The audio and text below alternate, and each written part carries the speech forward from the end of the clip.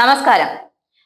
ദിവസം കഴിയുന്തോറും കലുഷിതമായ കോൺഗ്രസ് രാഷ്ട്രീയത്തിൽ മുഖ്യമന്ത്രി സ്ഥാനാർത്ഥിയാകാൻ ലക്ഷ്യമിട്ടുള്ള പോര് മുറുകി വരികയാണ്. നിയമസഭാ തെരഞ്ഞെടുപ്പിൽ വിജയം നേടിയാൽ അതാ കാത്തിരിക്കുന്ന വേറെ ഒന്നുമല്ല, അത് തന്നെ എന്താണെന്നല്ലേ, വേറെ എന്താ, ആ മുഖ്യമന്ത്രി കസേര തന്നെ. ഇതോടെ മുഖ്യമന്ത്രിയാവുക എന്ന ലക്ഷ്യവുമായി അര ഡസനോളം നേതാക്കളാണ് രംഗത്തുള്ളത്. KPCC അധ്യക്ഷൻ K. സുധാകരൻ, മുൻ KPCC അധ്യക്ഷനും മുൻ പ്രതിപക്ഷ നേതാവുമായ രമേശ് ചെന്നിത്തല, പ്രതിപക്ഷ നേതാവ് VD സതീശൻ, മുൻ KPCC അധ്യക്ഷൻ K. Muraleedharan, AICC working committee അംഗം ശശി തരൂർ, മുതിർന്ന കോൺഗ്രസ് നേതാവ് തിരുവഞ്ചൂർ രാധാകൃഷ്ണൻ എന്നിവരാണ് മുഖ്യമന്ത്രി കസേര ലക്ഷ്യമിട്ട് പ്രവർത്തനങ്ങൾ ആരംഭിച്ചത്.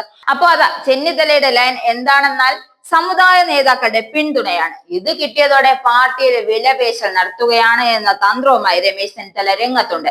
NSS നേതൃത്വവുമായി അകൽച്ചയിലായിരുന്ന രമേശ് ചെന്നിത്തല പിണക്കങ്ങൾ മറന്ന് വീണ്ടും സജീവമാവുകയാണ്. ഇതിന് പിന്നാലെയാണ് ചെന്നിത്തലയെ പുകഴ്ത്തി നമ്മുടെ SNDP ജനറൽ സെക്രട്ടറി വെള്ളാപ്പള്ളി നടേശനും രംഗത്തെത്തി. രമേശ് ചെന്നിത്തല പക്വതയും ഇരുത്തവും വന്ന നേതാവെന്നാണ് വെള്ളാപ്പള്ളിയുടെ അഭിപ്രായം. കോൺഗ്രസ് അധികാരത്തിലെത്തിയ മുഖ്യമന്ത്രിയാകാൻ യോഗ്യതയുള്ള ആരും നമ്മുടെ ചെന്നിത്തല മാത്രമേ ഉള്ളൂ എന്നാണ് വെള്ളാപ്പള്ളിയുടെ അഭിപ്രായം.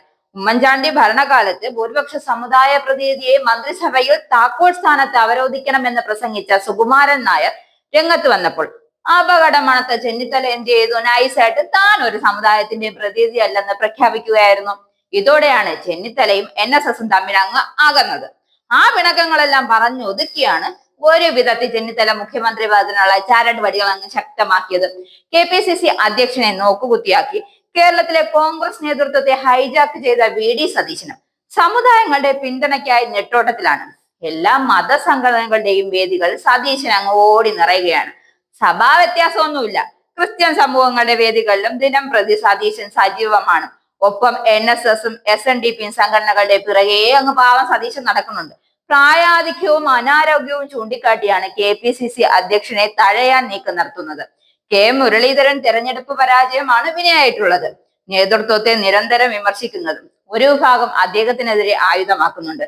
ദേശീയ നേതൃത്വത്തിന് മുരളീധരൻ അഭിമതനല്ലെന്ന് വരുത്തുവാനും ശ്രമമുണ്ട്. പ്രായാധിക്യം തന്നെയാണ് തിരുവഞ്ചൂരിന്റെ കാര്യത്തിലും ചൂണ്ടിക്കാട്ടിക്കുന്നത്. കേരളത്തിൽ രമേശ് ചെന്നിത്തല VD സതീശൻ പോര് രൂക്ഷമാവുകയാണെങ്കിലും KC വേണുഗോപാലിനെ മുഖ്യമന്ത്രി സ്ഥാനാർത്ഥിയായി ഉയർത്തിക്കാട്ടി തെരഞ്ഞെടുപ്പിനെ നേരിടാൻ നേതൃത്വം തയ്യാറായിരിക്കുമെന്ന ആശങ്കയും ചെന്നിത്തലയ്ക്കും സതീശൻ പക്ഷങ്ങൾക്കും ഉണ്ട്.